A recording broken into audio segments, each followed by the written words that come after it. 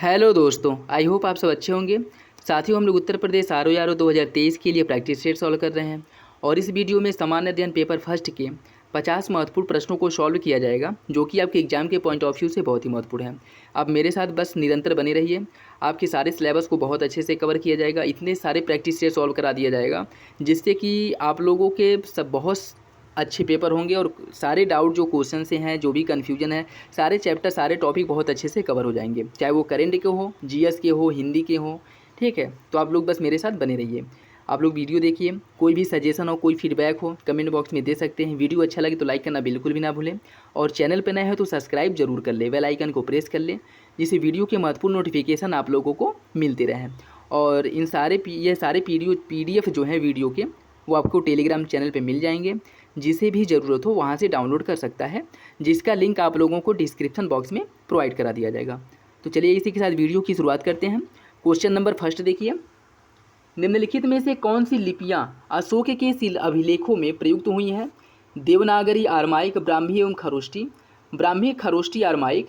Kharosthi, Brahmi, Greek, Sharda. Brahmi, Kharosthi, Greek, Devanagari. इसका जो सही आंसर है वो हो जाएगा ऑप्शन बी, ब्राह्मी, खरोष्टी और आरमाइक। अशोक के अभिलेखों में इस लिपि का प्रयोग किया गया है। नेक्स्ट देखिए, निम्नलिखित स्थानों में से किस एक का संबंध स्वामी महावीर से नहीं है? कुंडग्राम, लुम्बिनी, जिम्भिका ग्राम या पावापुरी। इसका जो सही आंसर हो जाएगा ऑप्शन बी, लुम्बिनी का संबंध जो है महात्मा बुद्ध से है, न कि महावीर स्वामी से। नेक्स्ट देखिए, निम्नलिखित कथनों पर विचार कीजिए। सैन्य सभ्यता के लोग शांति प्रिय कम, युद्ध प्रिय ज़्यादा थे। सैन्य सभ्यता के लोग केवल सूती वस्त्रों का प्रयोग करते थे। आपको बताना है कौन सा विकल्प सही है, केवल एक, केवल दो, एक और दो दोनों, या इनमें से कोई नहीं। इसका जो सही आंसर साथियों वो हो जाएगा ऑप्शन डी, दोनों विकल्प जो है गलत है। सैन्य सभ्यता के जो लोग हैं वो शांति प्रिय थे और सूती वस्त्रों के साथ साथ अन्य वस्त्रों जैसे पटसन हो गया, ठीक है, इन सब का भी प्रयोग करते थे। तो दोनों विकल्प जो है वो गलत है। चोल काल में ग्राम प्रशासन की इकाई क्या थे? मंडल और प्रांत, नाडु और वलनाडु, उर और महासभा या फिर उर और मंडल। इसका जो सही आंसर साथियों वो हो जाएगा ऑप्शन सी, उर और महासभा, यह ग्राम प्रशासन की इकाई थी। नेक्स्ट देखिए, निम्नलिखित में से कौन सा युग में सही सुमेलित नहीं है? साख्य दर्शन के प्रवर्तक हैं कपिल मुनि, न्याय दर्शन के प्रवर्तक गौतम, पूर्व मीमांसा के बादरायण और वैशेषिक के कणाद। आपको बताना है कौन सा विकल्प गलत है। इसका सही आंसर साथियों ऑप्शन सी, पूर्व मीमांसा जो है इसके लिए उसके प्रवर्तक जैमिनी है, ठीक है, न कि बादरायण, और वैशेषिक के उलूक कणाद हैं। तीनों विकल्प सही हैं, सी वाला जो है वो गलत है। निम्नलिखित में से कौन सा कर गैर मुसलमानों से लिया जाने वाला भूमि कर था? उश्र, खराज, जकात या फिर जजिया। इसका जो सही आंसर साथियों वो हो जाएगा ऑप्शन बी, खराज। यह गैर मुसलमानों से लिया जाने वाला भूमि कर था, ठीक है, भूमि कर की बात कर रहा है तो ये खराज हो जाएगा। और गैर मुसलमानों से लिया जाने वाला कह सकते हैं कि पंडितों या हिंदुओं से लिया जाने वाला जो धार्मिक कर था वो जजिया था। जैन मुनि जिन प्रभु सूरी किस सल्तनत कालीन शासक से संबंधित थे? अलाउद्दीन खिलजी, मोहम्मद बिन तुगलक, गयासुद्दीन तुगलक या फिरोज शाह तुगलक। इसका सही आंसर ऑप्शन बी, मोहम्मद बिन तुगलक। निम्नलिखित में से कौन सा युग में सही सुमेलित नहीं है? पानीपत का प्रथम युद्ध 1526 में हुआ था। तराइन का पहला युद्ध 1191 में। तराइन का दूसरा युद्ध 1194 में। घाघरा का युद्ध 1529 में। इसका जो सही आंसर वो क्या होगा, मतलब जो सही सुमेलित नहीं है। इसका सही आंसर हो जाएगा ऑप्शन सी, तराइन का दूसरा युद्ध जो है वो 1194 में नहीं 1192 में हुआ था, ठीक है, 1192 में। मुगल शासन व्यवस्था के संदर्भ में निम्नलिखित कथनों पर विचार कीजिए। अकबर ने सवार पद में दो अस्पा की व्यवस्था की थी। मीर ए समा बादशाह के घरेलू विभागों का प्रधान कहलाता था। आपको बताना है कौन सा विकल्प सही है, केवल एक, केवल दो, एक और दो, न तो एक न तो दो। इसका जो सही आंसर साथियों वो हो जाएगा ऑप्शन बी, दूसरा सही है, पहला गलत है। दो अस्पा, यह इस पद की स्थापना जो है वो जहांगीर ने की थी, न कि अकबर ने, ठीक है, तो दूसरा सही है, पहला गलत। किस चार्टर अधिनियम के तहत प्रथम विधि आयोग का गठन किया गया था? चार्टर एक्ट 1793 द्वारा, चार्टर एक्ट 1813 द्वारा, चार्टर अधिनियम 1833 या चार्टर अधिनियम 1784। इसका सही आंसर हो जाएगा ऑप्शन सी, चार्टर एक्ट 1833 द्वारा प्रथम विधि आयोग की स्थापना की गई थी या गठन किया गया था। निम्नलिखित में से किसने भारतीय संविधान की प्रस्तावना को हमारे संप्रभु प्रजातांत्रिक गणतंत्र की जन्म कुंडली कहा है? के एम मुंशी ने, अल्लादी कृष्णम स्वामी अय्यर ने, जवाहरलाल नेहरू ने, या उपरोक्त में से कोई नहीं। इसका जो सही आंसर वो जाएगा ऑप्शन है के एम मुंशी द्वारा भारतीय संविधान की प्रस्तावना को जन्म कुंडली कहा है किसका? हमारी संप्रभु प्रजातांत्रिक गणतंत्र का। निम्नलिखित में से किसको अपने कर्तव्यों के पालन में भारत के राज्य क्षेत्र में सभी न्यायालयों में सुनवाई का अधिकार होता है? महाधिवक्ता को, अतिरिक्त महाधिवक्ता को, महान्यायवादी को, या उपरोक्त में से कोई नहीं। इसका जो सही आंसर वो जाएगा ऑप्शन सी। महान्यायवादी भारत में स्थित किसी भी न्यायालय में सुनवाई कर सकता है और यह इसके पास अधिकार होता है। भारत में इस्तमरारी बंदोबस्त का प्रारंभ किसके शासनकाल में किया गया था? वारेन हेस्टिंग्स के, विलियम वैटिक के, कार्नवालिस के, या टॉमस मुनरो के। इसका जो सही आंसर साथियों वो जाएगा ऑप्शन सी। कार्नवालिस के समय में इस्तमरारी या इसी को अस्थायी बंदोबस्त कहा जाता है। ठीक है, तो किसी भी नाम से पूछे याद रखिएगा, कार्नवालिस के समय अस्थायी बंदोबस्त या इस्तमरारी बंदोबस्त की शुरुआत की गई थी। भारत में दीवानी और फौजदारी कचहरियों के श्रेणीबद्ध संगठन के जरिए न्याय प्रदान करने की नई व्यवस्था का प्रारंभ किसके द्वारा किया गया था? कार्नवालिस द्वारा, वारेन हेस्टिंग द्वारा, विलियम वैटिक द्वारा, या लॉर्ड क्लाइव द्वारा। इसका सही आंसर है ऑप्शन बी, वारेन हेस्टिंग्स द्वारा। उत्तर प्रदेश के सभी कार्यालयों में राजभाषा हिंदी को कब अनिवार्य किया गया था? 26 जनवरी 1950 को, 26 जनवरी 1955 को, 26 जनवरी 1960 को, या 26 जनवरी 1968 को। इसका जो सही आंसर साथियों वो हो जाएगा ऑप्शन डी, 26 जनवरी 1968 को उत्तर प्रदेश के सभी कार्यालयों में राजभाषा के रूप में हिंदी को अनिवार्य किया गया था।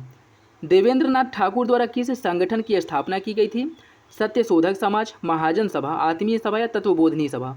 इसका सही आंसर साथियों ऑप्शन डी, तत्वबोधनी सभा की स्थापना की गई थी, जिसमें सत्य शोधक समाज की स्थापना ज्योतिबा फूले, आत्मीय समाज की स्थापना किसके द्वारा की गई थी? वो क्या कहते हैं, आत्माराम पांडुरंगा द्वारा।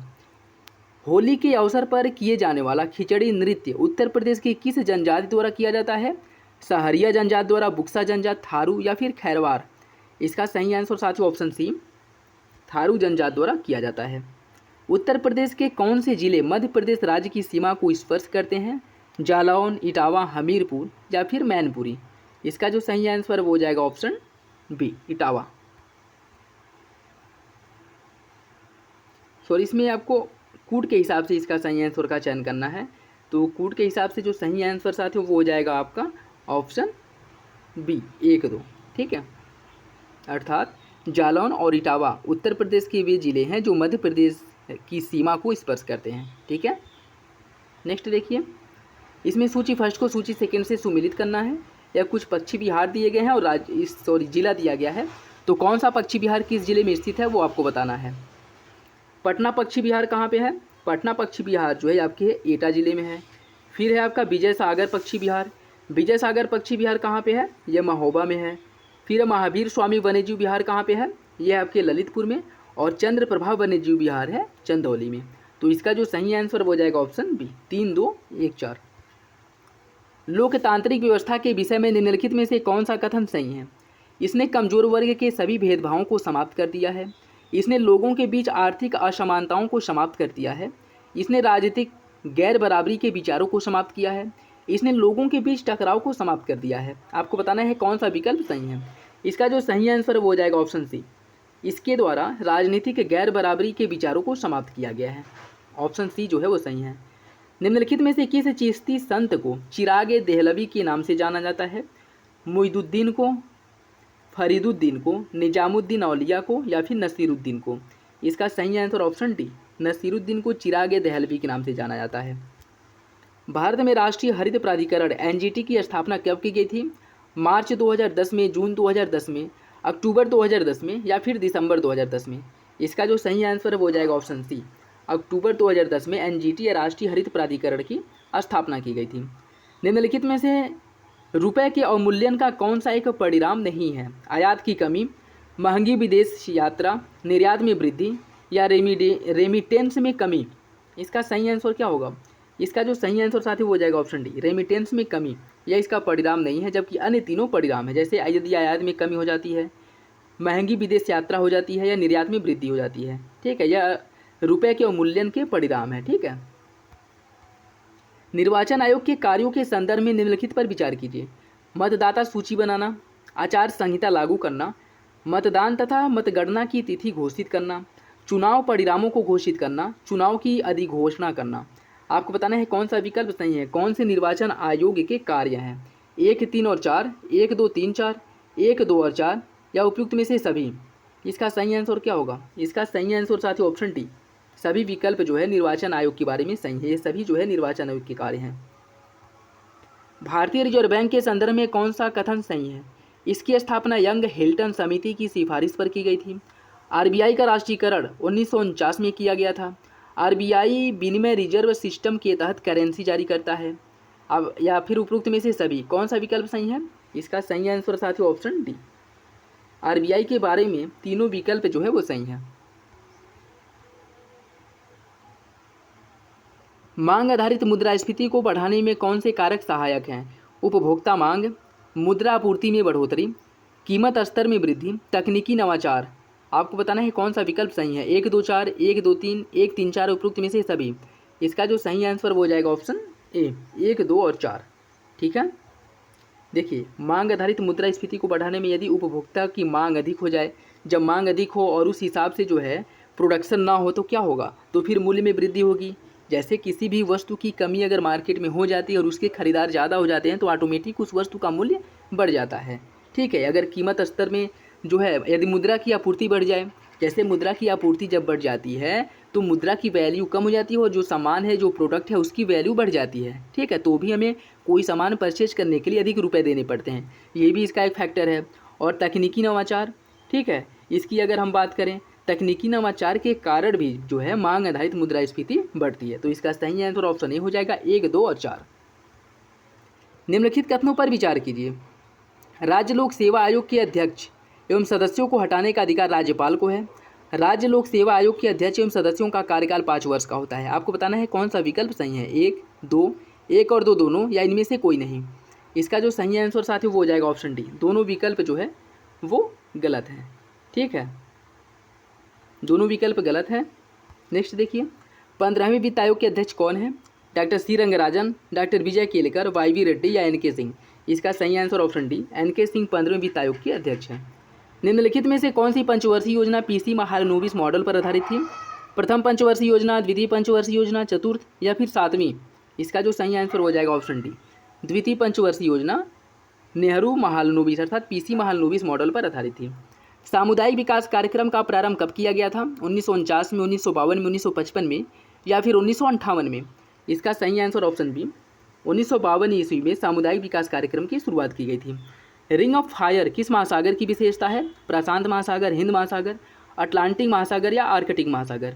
इसका जो सही आंसर साथियों वो हो जाएगा ऑप्शन ए, प्रशांत महासागर में। और रिंग ऑफ फायर जो है यह ऐसा क्षेत्र है जहाँ पर भूकंप और ज्वालामुखी की घटनाएं सबसे अधिक होती हैं। ठीक है, तो ऑप्शन ए जो है वो सही है, प्रशांत महासागर में स्थित है। अंग्रेजों के विरुद्ध खान अब्दुल गफ्फार खान द्वारा प्रारंभ किए गए आंदोलन का नाम क्या है? लाल कुर्ती आंदोलन, हरी कुर्ती आंदोलन, भारत छोड़ो आंदोलन या उपयुक्त में से कोई नहीं?